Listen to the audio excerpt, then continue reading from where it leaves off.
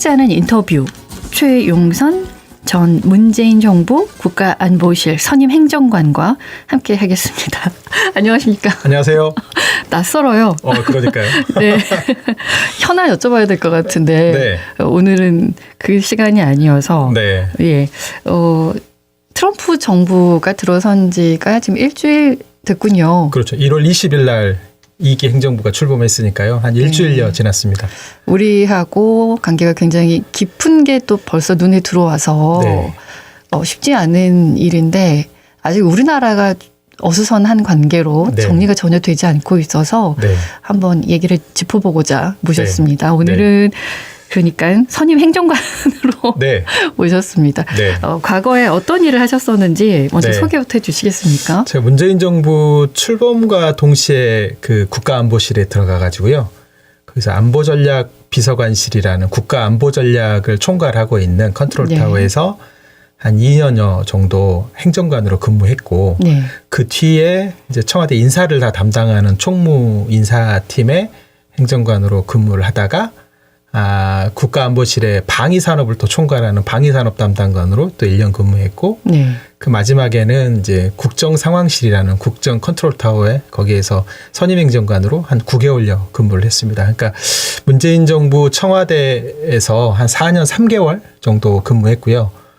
그 이제 근무하고 나서 뭔가 이게 청와대도 대학이라고 한다면 4년을 근무했으니까 뭐 졸업 논문 같은 게 하나 있어야 되는데 그 뭐 출마할 때나 이럴 때 좀 책을 안 내고 있다가 트럼프 2기 행정부가 출범할 것으로 예측되는 작년 여름쯤에 트럼프 1기 때 저희가 겪었던 여러 가지 경험들을 약간 징비록 같이 어떤 기록을 남겨야겠다. 그래서 지금 윤석열 정부가 그때는 뭐 계엄할지도 몰랐고 또 조기 대선이 일어날지도 몰랐지만 윤석열 정부에게도 뭔가 이렇게 저희가 또 줄 수 있는 의견들을 또 주고 싶기도 했고 또 그게 또 트럼프 2기 행정부를 맞이하는 우리 정부의 또 원팀 팀 코리아의 또 일원으로서 그런 고민들을 좀 전달하고 싶은 마음에 책을 쓰기 시작했는데 중간에 이제 계엄 사건도 터지고 쿠데타로 인한 또 지금 조기 대선의 가능성이 높아지고 있잖아요. 그러다 보니 차기 정부에 주는 일종의 징비록 같은 그런 기록의 책이 나왔다고 저는 생각합니다. 아니 작년 여름부터 집필을 시작하셨으면 트럼프가 대통령이 안 됐으면 못 나오는 거잖아요. 그렇죠. 이 책은 다 써놓고 그냥 묻었어야 맞죠.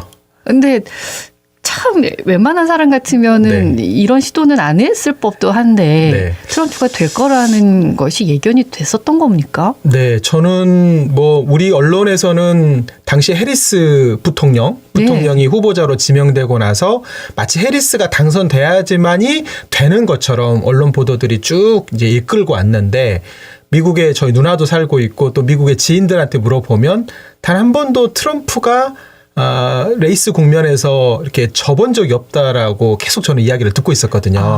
근데 이제 우리는 희망 회로를 돌리면서 해리스가 마치 돼야지만 이성적으로 우리한테 도움이 되는 것처럼 판단했지만 미국의 지금 상황이 녹록치가 않기 때문에 경기가 좋지 않고 또 적자가 굉장히 빚이 많이 쌓이면서 재정 부담이 좀 커져가고 있기 때문에 그런 문제를 일거에 어쨌든 반전시킬 수 있는 트럼프에 대한 희망 이것들이 굉장히 그 러스트 벨트뿐만이 아니라 블루 칼라 뭐 노동자들 사이에서도 굉장히 광범위하게 퍼져 있다는 얘기 그때 들었었는데 그때 이제 기억해 보시면 작년 7월 15일쯤에 트럼프가 후보 그 유세 중에 총격 테러를 당하게 됩니다. 그리고 나서 정말 드라마틱하게 그 총알이 피해 나가고 귀에 피를 흘리면서 뒤에 성조기가 뒤에 휘날리면서 싸우자라고 하는 트럼프의 그 단발마 그걸 들으면서 저는 트럼프가 이 사건이 없더라도 이길 수 있는데 이 사건을 계기로 완벽하게 미국의 어떤 강한 힘을 보여주는 그런 대통령으로 다시 부활하겠다 이런 생각이 좀 들어서 이거 기록을 빨리 남겨야겠다 그렇게 생각을 해서 작년 7월부터 책을 쓰기 시작했고요. 책을 막 쓰는 과정에 막 계엄 사건이 터지니까 또 책을 한 3주 이상을 묻었다가 지난해 말 12월 31일자로 책을 인쇄를 들어가서 네. 지금 이제 서점에 깔린 지는 한 15일 정도 됐습니다. 네. 15일 정도밖에 안 됐는데 이 책이요. 지난주에 어떤 네이버 도서 사회 정치 부문 10위를 차지했었고 8위도 한 적도 있었었고 며칠 안 된 상황이 대단한데요? 네, 배우를 좀 표지 모델을 좋은 사람으로 써가지고 대통령이잖아요. 네. 트럼프를 이기는 협상. 네. 저도 열심히 읽어봤어요. 근데 읽어야겠다 싶어서 읽은 게 아니고 첫 장을 딱 읽었는데 그냥 끝까지 쭉 읽히게 되는 책이더군요. 근데 이 책을 쓰셨다는 건 우선은 좀 전에도 말씀하셨지만 문재인 정부 시절에 청와대에서 근무한 그 경력이 있기 때문에 이 책을 출간할 수가 있었던 거잖아요. 그 당시에 어떤 능력을 높이 사서 그곳에서 이렇게 4년 넘게 그 다양한 참 어렵던데요. 이름만 들어봐도 그곳에서 일을 하실 수 있었던 겁니까? 저는 좀 약간 물면 잘 안 넣고요. 집요하게 파고들고 그 왜라는 질문들을 많이 합니다. 왜 이런 일이 벌어졌을까?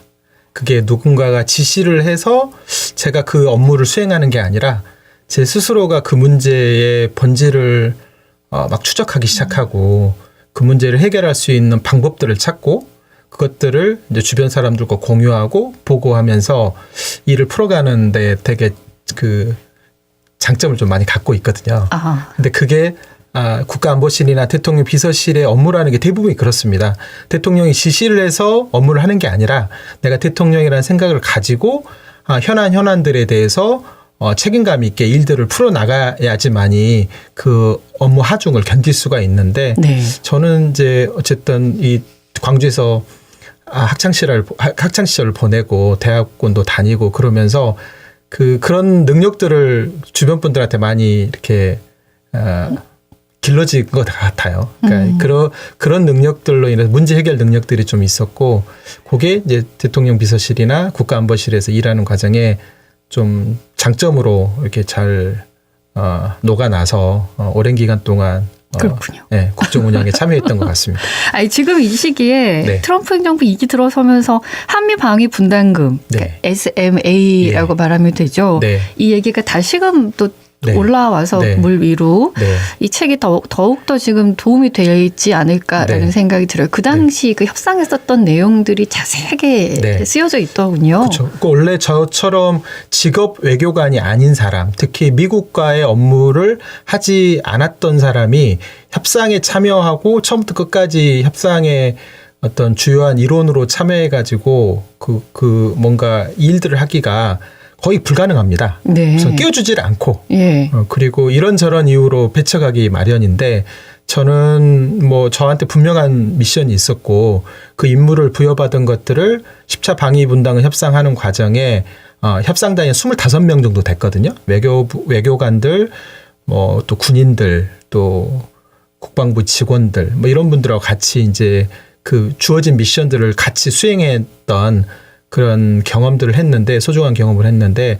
12차까지 오는 과정에 저 같은 사람은 단 한 번도 없었고요. 그런 뭐 관찰자도 없었고 주요한 행위자로 참여하는 경우도 없었는데 저는 이제 운이 좋게 그렇게 협상에 처음부터 끝까지 다 주요 고위급 회의의 멤버로서 참여해서 그 경험을 할 수 있었고. 운이 좋았던 것보다 이제 능력이 있으셨던 거고 인정을 받았던 걸 것 같고. 그 소중했던 경험이 있었기 때문에 언젠가는 이걸 기록으로 남겨야겠다는 생각을 좀 많이 했었는데 뭐 벌써 이제 10차 협상이 끝나고 나서 7년이 지났거든요. 근데 지금에 와서 이걸 쓰게 된 이유는 트럼프 2기 행정부가 1기에 비춰보면 더 노련하고 더 강력하고 더 거칠게 주변국들을 압박하고 미국 우선주의를 내세우고 있는 상황이기 때문에 지금 캐나다나 멕시코가 거의 쑥대밭이 되고 있고 엊그제 다보스 포럼에 가서 또 나토를 향해서 EU 국가들을 향해서 트럼프가 방위비, 국방비를 GDP의 2% 이상으로 꼭 늘려라고 계속 압박을 하고 있는 상황이기 때문에 지금 대한민국도 상황이 여의치가 않은데 지금 이게 웃어야 될지 울어야 될지는 모르겠지만 대통령이 지금 거리 상황이 되고 있고 조기 대선을 앞두고 있기 때문에 아직 대한민국을 향해서는 트럼프가 거친 언사를 지금 후보 시절에 캠페인 시절에 비춰보면 아직까지는 하고 있지 않은 상황입니다.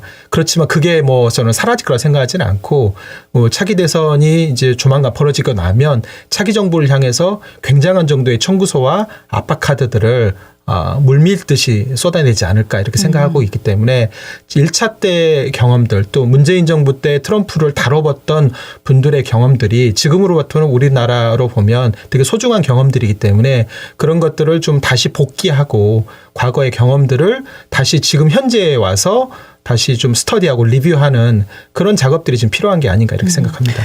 그 SMA라고 제가 한미 방위 분담금 저도 이제 용어를 알게 됐습니다. 책을 읽었더니 제목이 이기는 협상이란 말이죠. 트럼프를. 그러니까 이겼다는 얘기예요. 10차 이 협상 때는. 그렇다면 9차 때는 어땠는데 10차 때는 이겼을까라는 게 궁금증이 있었었고 9차 때가 박근혜 전 대통령 시절이었었죠. 그때 가장 큰 것이 현물이 아니고 현금을 줄 수 있다라는 내용의 이면 합의. 근데 그거를 다시 뒤엎는 굉장히 중요한 순간이었었고 어떻게 해서 그 협상을 이길 수 있도록 이끌었는지에 대한 내용. 그게 지금 이 순간에도 너무나 큰 도움이 될 것 같아요. 살짝 말씀해 주실 수 있습니까? 지금 미국은 엄청난 재정 적자에 허덕이고 있습니다. 그리고 국방비가 GDP의 3%를 넘을 정도로 엄청난 양의 국방비를 쓰고 있습니다. 저가 청와대에 있을 때는 미국이 국방비를 한 8천억 달러 정도를 썼거든요. 근데 이제 오바마 때 한 6천억 달러까지 줄어들었다가 트럼프 때 좀 늘렸는데 이게 이제 그냥 그대로 지속적으로 가기가 좀 어려운 재정적 상황입니다. 그러니까 국방비가 줄어들 수밖에 없고 또 잠재적 미국의 적국이라 할 수 있는 중국은 국방비가 점점 늘어나고 있고 그렇기 때문에 그런 어떤 격차를 줄이기 위해서 주변국들에게 이걸 좀 전가하고 싶어하는 욕망들이 미국은 강한데 우리는 방위분담금 협상이 1991년부터 맺어왔습니다. 그로부터 이제 30년이 지나왔는데 지금 이제 그때는 한 1,000억 원 정도 우리가 부담하다가 지금은 이제 1조 5천억 정도 부담하거든요. 그러니까 1년에 여기 주한미군이 28,500명이 있는데 그분들이 1년에 쓰는 비용이 한 20억 달러 됩니다. 그리고 28,500명의 인건비 그러니까 군인들이니까 그분들이 인건비가 한 20억 달러 됩니다. 그래서 토탈에서 한 40억 달러가 주한미군이 대한민국에 주둔하면서 들어가는 비용인데 근데 군인들은 대한민국에 주둔하지 않더라도 미국에 주둔하게 되면 어차피 월급을 줘야 되는 거잖아요. 그러니까 우리가 그동안 따졌던 것은 미군이 대한민국에 주둔하는 비용 중에 일부를 부담하는 게 이제 방위비 분담금인데 아까 한 20억 달러 된다고 했잖아요. 그중에 일부를 부담한다니까 우리는 통상 한 절반 정도는 부담하는 게 대한민국이 적정한 수준 아니냐 이런 논의가 있어 왔고 그래서 점진적으로 늘려왔다가 이제 한 10억 달러 우리 지금 따지면 1조 3천억 정도 되는 거죠. 그 정도를 부담하는 것이 적정하다고 이제 그동안 있어 왔는데 트럼프가 그거를 2017년도에 50억 달러를 내놔라.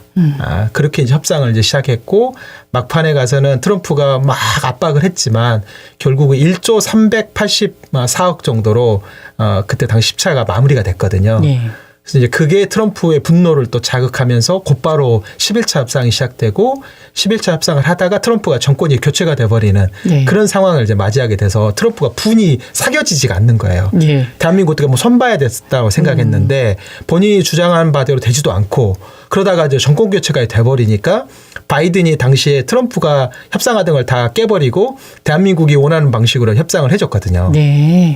그러니까 이제 트럼프로 보면 대한민국을 한번 손을 봐야 된다고 계속 생각하고 있는 것이고 그래서 이번에 방위분담금 협상을 다시 하자라고 요구를 하고 있고 지금 후보 시절에는 100억 달러 내놔라 이렇게 지금 우선 선전포고를 해놓은 상황입니다.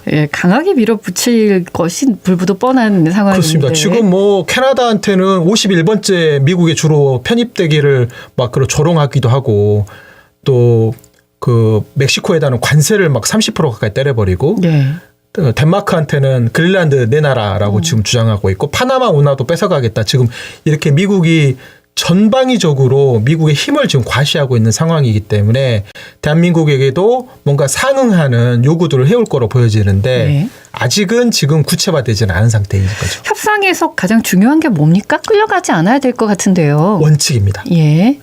원칙. 그러니까 한미 동맹을 위해서 우리가 원칙도 없이 트럼프가 주라고 하면 다 주는 게 아니라 기준이라는 게 있잖아요. 그게 네. 앵커링이라고 하는데 네. 우리가 배에서 돛을 내리면 딱 거기에 멈추고 기준이 되는 것처럼 트럼프는 그거를 자기가 상징적으로 원하는 숫자를 앵커링으로 지정을 합니다. 그게 50억 달러든 100억 달러든. 이번에 이제 그게 100억 달러가 된 거죠. 네. 근데 이제 우리가 갖고 있는 원칙은 뭐냐면 우리 국가재정법과 국가계약법과 헌법에 어긋나지 않게끔 아무리 동맹이라 하더라도 우리 헌법과 법률을 위반하면서까지 우리가 뭔가를 줄 수 있는 근거는 없거든요. 네. 지금 대통령이 탄핵되고 있는 이유도 위헌적 상황 때문에 탄핵이 되는 거잖아요. 네. 그렇기 때문에 우리가 대통령이 근무를 하면서 가장 중심이 돼야 되는 것은 헌법과 법률인 것처럼 네.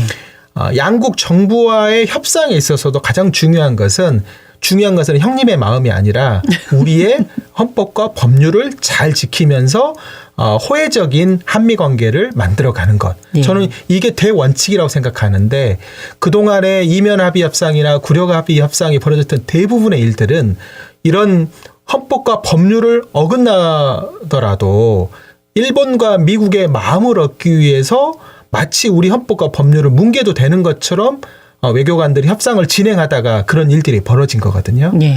그래서 이제 우리가 촛불혁명으로 문재인 정부가 탄생하고 또 이번에 만약에 윤석열 정부가 파면되고 조기 대선이 이루어진다고 한다면 이 헌법적 가치에 대해서 우리가 굉장히 중요하게 생각해야 되는데 협상을 하다 보면 아무래도 미국의 의도에 말려들게 되고 미국이 원하는 것들을 수용하기 위해서 우리 국민들을 속이고 우리 헌법을 유린하는 이런 일들이 반복적으로 벌어지더라. 네.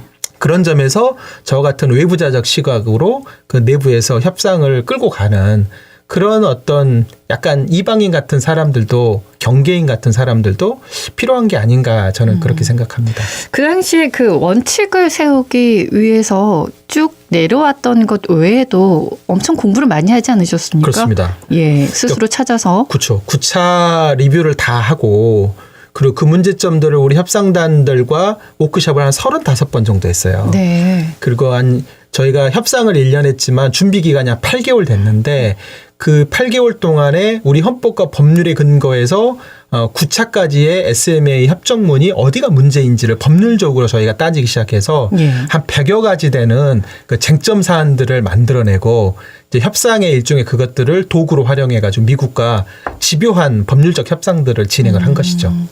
그러니까요. 미리 좀 알아야죠. 그렇죠. 네. 그래서 협상에서 이길 수 있는 그쵸. 것이고 네. 원칙도 무너뜨리지 않는다는 굳건한 마음도 좀 필요해 보이고 네. 그렇습니다. 근데 트럼프 대통령의 협상 그 방법이 워낙에 무대뽀이기도 하고 네. 트럼프는 그 거래 기술이라는 네. 협상과 관련된 책을 쓴 분입니다. 네, 맞아요. 그 거래 기술을 보면 트럼프의 협상 기술은 굉장히 원칙이 분명해요. 그러니까 내가 목표를 세우고 목표를 향해서 성큼성큼 나는 앞으로만 전진한다. 네.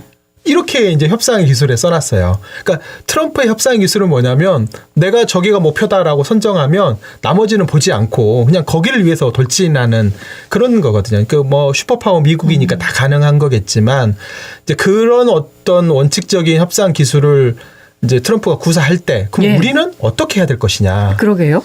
이제 그런 사람과 상대해서 네. 협상을 해야 될 때 네. 어떤 전략을 펴야 되는 겁니까? 결국 국민과 언론과 국회의 동의를 얻는 이제 그 협상의 전략을 만들어야 되는데 이제 제 책에도 나와 있지만 그게 정치학에서 나오는 투 레벨 게임이라는 게 있습니다. 네. 그러니까 통상적으로 우리가 게임을 하면 치킨 게임이나 뭐 이런 게 있잖아요. 둘 간에 이제 일종의 누가 센 사람이 이기는 이제 협상이고 두 사람의 합의만 되면 결론이 나는 협상이 있는 반면에 투 레벨 게임은 뭐냐면 우리 국민과 정부 그리고 정부와 정부 이제 이 두 축에서 이 협상의 균형점을 찾아야 된다는 것이죠. 그러니까 네. 미국이 원하는 방향으로 협상이 이루어진다고 해서 좋은 협상이 아닌 거고 국민과 국회와 언론의 동의를 얻어내지 못한 협상들은 결국은 비준 동의 과정에서 다 거부가 되기 때문에 어떻게 하면 국민들의 언론과 국회의 동의를 얻어내느냐 이게 협상 전략에서 굉장히 중요한데 네. 이제 그거는 설득의 전략도 필요하고 또 한편으로는 모르는 것들에 대한 충분한 정보 제공과 또 합의의 과정들이 좀 필요한데 한미동맹은 아무래도 일방향적으로 그동안 우리가 그 숭고하게 생각했기 때문에 불합리하거나 아니면 우리 헌법과 법률을 위배된다 하더라도 그 누구도 그 문제에 대해서 과감하게 문제를 바로잡으려고 하지 않았었는데 10차 때 이제 그런 것들을 전면적으로 문제 제기를 하고 바로잡았죠. 공개도 했고. 네, 그 대표적인 게 주일 미군의 전투기를 우리가 우리 방위비 분담금으로 수리해주는, 아니 한반도에 주둔하지도 않는데 그거를 왜 우리 방위비 분담금으로 지원하느냐, 이제 그런 문제들을 30년 동안 묵혀왔는데 그것들을 제가 이제 문제 제기를 해서 바로잡았던 그런 경험이 있고요. 또 하나는 이제 우리 예산을 사용하다 보면 올해 쓰면 내년으로 2월 하게 되면 명분이 분명히 있지 않으면 2월이 불가능하잖아요. 그렇죠. 불용 처리해야 되는데 네.